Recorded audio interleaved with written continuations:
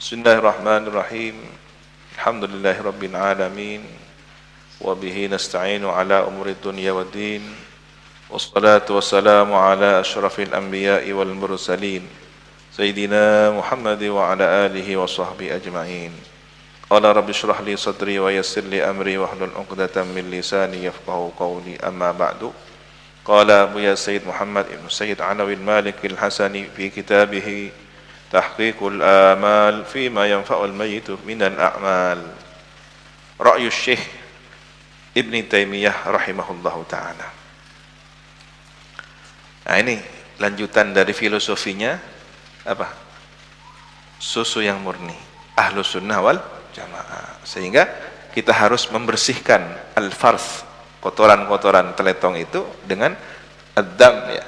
Mana yang bukan layak untuk dikonsumsi oleh hati kita, oleh pikiran kita, oleh batin kita, menjadi satu akidah yang kuat. Bersihkan yang lain, ambil kemurniannya, susunya ini. Nah ini bahwa amalan Ahlus Sunnah wal Jamaah termasuk dalam hal apa? Zikir, talqin, ya, mengirimkan bacaan kepada orang yang sudah meninggal dunia, diteliti oleh para ulama kita. Sementara ada yang membid'ahkan, ada yang menyesatkan. Setelah diteliti, ini amalannya para salafus saleh. Ini ada dalilnya. Ya.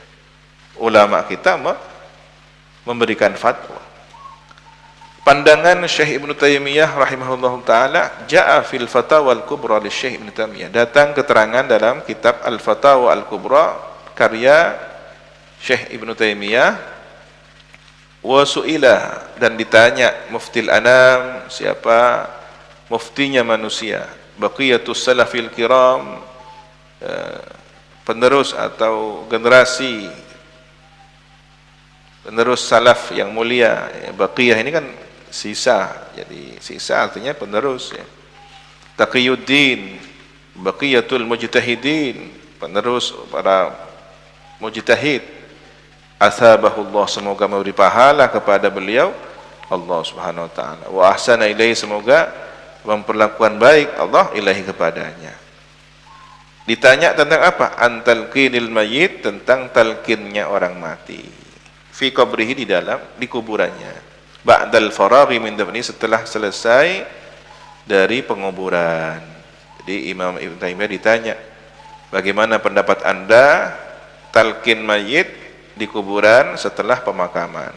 Hal sahha fihi haditsun anin Nabi sallallahu alaihi wasallam au an sahabatihi? Apakah sahih, apakah benar dalam persoalan talqin itu terdapat hadis dari Nabi atau dari sahabat, asar dari sahabat? Wa hal idza lam yakun fihi syai'un yajuzu fi'luhu am la? Dan apakah jika tidak terdapat dalam persoalan talqin itu sesuatu pun dari hadis Nabi atau sahabat, bolehkah melakukannya atau tidak? Fa'ajaba, maka menjawab Ibnu Taimiyah, hadzal talqinul madhkur qad nuqila an ta'ifatin minas sahabah. Talqin yang dimaksud itu, yang disebutkan itu, sungguh telah dinukil dari sekelompok sahabat, annahum amaru bihi, sesungguhnya mereka sebagian taifah, ya, dari sahabat itu memerintahkan talqin, menganjurkan talqin, ke Abi Umamah al-Bahili, seperti sahabat Abu Umamah al-Bahili, wa ghairihi, dan lainnya. Ada Ibnu Umar, ya.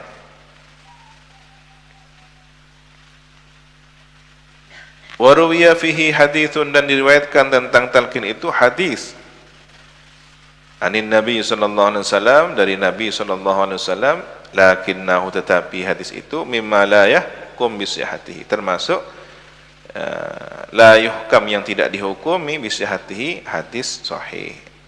Jadi hadisnya tidak sampai derajat sahih. Walam yakun katsirun minas sahabati yaf'alu dzalik, dan tidak banyak dari kalangan sahabat yang melakukan hal tersebut, hanya sebagian ulama dari kalangan sahabat yang melakukannya, atau dari kalangan sahabat. Falihada qala al-Imam Ahmad, maka oleh karena ini berpendapat siapa Imam Ahmad wa ghairuhu, dan lainnya, minal ulama, dari para ulama, inna hadat talqin la ba'sa bihi, bahwa talqin ini tidaklah mengapa, tidak menjadi persoalan. Farakhasu fihi, maka memberikan apa? Rukhsah, dispensasi tentang talqin. Walam ya'muru bihi, dan tidak menyuruhnya. Tidak menyuruh tapi tidak melarang, ya kan? Dispensasi lah. Artinya apa? Silahkan dilaksanakan. Wastahabbahu ta'ifatun, dan menganjurkan atau senang pada talqin itu ta'ifatun, sekelompok min ashabi Syafi'i, dari kalangan pengikut Imam Asy-Syafi'i, wa Ahmad, dan pengikut Imam Ahmad bin Hanbal, wa qarrahahu, dan tidak suka hu kepada talqin ta'ifatun minal ulama, sekelompok dari kalangan ulama, min ashabi Malik, dari kalangan pengikut Imam Malik, wa ghairihim, dan lainnya. Ini kan enak kayak gini. Kalau mereka ikut Imam Ibnu Taimiyah, jawabannya kan enak, melegakan. Sebagian pengikutnya Imam Syafi'i dan Imam Ahmad menganjurkan talqin. Sebagian dari kalangan pengikutnya Imam Malik dan para ulama lainnya memakruhkan. Selesai sudah. Sama dengan kita ngaji perbandingan mazhab ya. Tahdhib muadzab itu. Kemudian kitab-kitab pengembangan dari kitab dasar ya. Setelah dari Fathul Mu'in, Fathul Wahab, ada pengembangan kan gitu. Kita akan tahu wawasan yang semakin luas. Apalagi setelah ngadi minhaj dan semacamnya. Nah ini kalau ilmu terus diperdalam, orang akan semakin terbuka. Maka semakin luas cakrawala berfikirnya, dia akan semakin toleran. Dia akan semakin menerima perbedaan. Ya. Walladzi fi sunan anin Nabi sallallahu alaihi wasallam, dan hadis yang terdapat dalam sunan dari baginda Nabi sallallahu alaihi wasallam, annahu, bahwasanya Nabi kana yaqumu ala qabrir rajul, dahulu Nabi berdiri di atas kuburan seseorang, min ashabihi, dari sahabat, dari kalangan sahabat Nabi, idza dufina, apabila dimakamkan. Wa yaqulu, dan bersabda baginda Nabi, salu lahu tasbit, mintakanlah untuknya, mintakanlah oleh kalian untuknya at-tasbit, ketetapan hati, ketetapan iman ya. Fa innahu, maka sesungguhnya dia mayit, al-ana, sekarang, yus'alu, ditanya. Ini jelas riwayat Imam Al-Hakim, disahihkan ya. Kemudian disepakati oleh Az-Zahabi. Az-Zahabi ini sering menjadi rujukannya mereka yang mengaku manhaj salaf ya. Begitu juga Asy-Syaukani, bahkan disahihkan oleh Imam Al-Bazzar, sudah jelas sudah. Wa qad thabata fi sahihain, dan sungguh telah tetap hadis dalam sahihain Bukhari dan Muslim, anna Nabi sallallahu alaihi wasallam, bahwa baginda Nabi sallallahu alaihi wasallam qala, bersabda, laqinu amwatakum la ilaha illallah, talqinlah oleh kamu sekalian orang mati kalian la ilaha illallah. Fatalqinul muhtadir, maka mentalkin orang yang menjelang mati, sakarat ya, sunnatun, sunnah, ma'murun biha, diperintahkan untuk sunnah itu. Nah, kalau amwatakum dimaknai orang yang akan mati atau orang yang sudah mati, berarti kan boleh dua-duanya. Sementara perbedaannya, apakah ini lebih kuat pendapatnya al-muhtadir ataukah orang yang sudah mati, sudah mayit ya. Orang yang menjelang sekarat ataukah yang sudah mati. Tapi kan sama-sama satu makna dalam amwatakum. Di situ ada dua makna berarti. Yang ditalkin itu orang yang akan mati, dan orang, makna yang kedua, orang yang sudah mati. Kenapa kalau dua-duanya dilakukan? Kenapa harus dipilah-pilih? Jangan yang ditalqin hanya yang mati, yang akan mati saja, yang sekarat, yang di kuburan bid'ah. Amwatakum itu ada dua makna kemungkinan. Kemungkinan yang pertama adalah orang yang akan mati, yang kedua orang yang sudah dikuburkan, orang yang sudah meninggal dunia. Kenapa kalau kita bacakan dua-duanya? Nah, maka tradisi kita sudah berjalan itu. Ketika ada orang sakarat didampingi oleh keluarga terdekat. La ilaha illallah. Nyebut la ilaha illallah. Ya. Tapi sarannya para kiai, para guru-guru kita, jangan terlalu berdekatan jaraknya, agak jarang-jarang ya. Kenapa? Takut ngampul. Mosok lagi. La ilaha illallah, la ilaha illallah. Ambu jak mirmi. Nah, akhirnya mati ambu jak mirmi pas mati. Karena orang sedang sakarat itu kan lagi berkecamuk, banyak godaan, ada sosok yang mengganggunya, kadang orang yang dianggap paling berpengaruh, kakeknya, kakek yang ketujuh, kakek yang kesekian datang, engkau pujuin ban. Akhirnya dengan berupa sosok buyutnya itu dia disesatkan oleh setan. Na'udzubillahi min dzalik. Maka harus bertahap pelan, ya, ditunggu selesai nafasnya. Bisikin dengan lembut, la ilaha illallah, nyebut, begitu sudah akan keluar nafasnya, ikuti, la ilaha illallah, la ilaha illallah. Paling enak ketika sudah melepas nafas, bukan ketika menghirup nafas, ya, biar tidak kesulitan. Jangan repot ini. Jadi begitu sudah dia menghirup akan melepas, dilepas nafasnya, baru talqin la ilaha illallah. Maka si pendamping ini harus cerdas, ya, ikut bernafas seperti nafasnya orang yang sedang sakarat. La ilaha illallah. Jangan ter la ilaha illallah, la ilaha illallah. Karena ada orang yang apa istilahnya, dia itu kalut, mudah bingung, mudah, sehingga untuk membimbing orang yang meninggal dia sendiri sudah merasa kalut lebih dulu, ya, grogi, sudah tidak bisa. Maka mentalkinnya pun tidak tenang. Carilah di antara keluarga yang tenang, yang bisa stabil, ya, tidak dalam kondisi labil.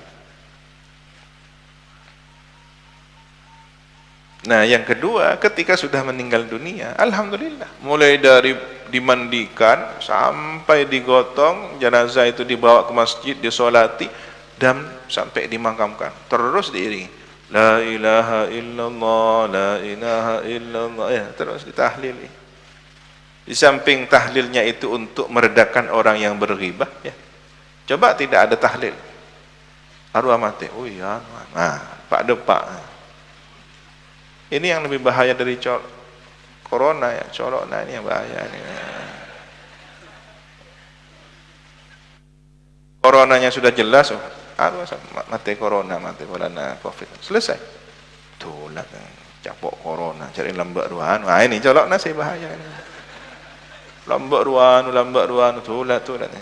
Sudahlah, kalau memang dia diwafatkan karena sesuatu faktor penyakit, insya Allah diampuni dosanya oleh Allah Subhanahu Wa Taala, kan gitu. Jangan anda yang kemudian membuat dosa baru dan tidak jelas kematiannya, kan gitu. Waqad sabata annal maqbur, dan sungguh telah tetap keterangan bahwa orang yang dikuburkan itu yus'al, sedang ditanya, wa yumtahan, sedang diuji, wa annahu yu'mar, dan dia orang yang sedang dikubur itu diperintah berdoa untuk didoakan lahu untuknya. Walihada, maka oleh karena ini qila dikatakan inna talqina yanfa'uhu, bahwa katanya talqin menjadi manfaat untuknya. Fa innal mayyita yasma'un nida, maka sesungguhnya orang mati itu mendengarkan panggilan, kama sabata fi sahih, sebagaimana keterangan yang telah tetap itu keterangan fi sahih dalam kitab sahih anin Nabi sallallahu alaihi wasallam, dari baginda Nabi sallallahu alaihi wasallam, annahu qala, bahwasanya Nabi bersabda, innahu la yasma' qar'ani alihim, sesungguhnya mayit itu sungguh mendengar bunyi sandal mereka. Ini hadis riwayat Imam Bukhari, kitab Janaiz, ya. Jadi suara sandal saja ketika jalan di atas tanah, gesekannya atau sentuhannya ke tanah itu didengar oleh mayit. Yang sandal itu tidak ada manfaatnya bagi mayit, Apa manfaatnya mendengarkan sandal? Apa enggak tambah sedih? Satu persatu sandalnya para jenazah, para pentakziah pergi meninggalkannya. Mana sahabat saya yang katanya setia? Mana keluarga saya yang katanya setia? Ya, tidak ada semua. Setelah 3 hari, 7 hari, ya udah, jarang ada yang menjenguk. Maka yang setia hanyalah amal solehnya yang akan diwujudkan sebagai sosok mendampinginya. Wa annahu qala, dan sunya Nabi bersabda, ma antum bi asma' lima aqulu minhum. Tidaklah kamu sekalian lebih mendengar dengan apa yang aku katakan pada mereka. Ketika Nabi berbicara, bersabda kepada para jenazahnya orang kafir Quraisy atau para mayitnya, bangkainya kafir Quraisy, ya, Abu Jahal, ya, yang dibuang ke dalam sumur Badar itu, tidaklah kalian itu lebih mendengar dari apa yang aku katakan pada mereka. Wa annahu amarana bisalam, sesungguhnya Nabi memerintahkan kita untuk mengucapkan salam alal mauta, kepada orang mati. Wa qala, maka bersabda Nabi, ma min rajulin yamuru bi qabrir rajul, tidaklah orang yang melintas di kuburannya seseorang, kana ya'rifu fid dunya, yang dahulu ada dia kenal kepadanya di dunia, wa yusallimu alaihi, kemudian mengucapkan salam orang itu kepadanya, illa raddallahu ruhahu, kecuali Allah mengembalikan rohnya, hatta yarudda alaihi salam, sehingga dia mengucapkan atau menjawab salam.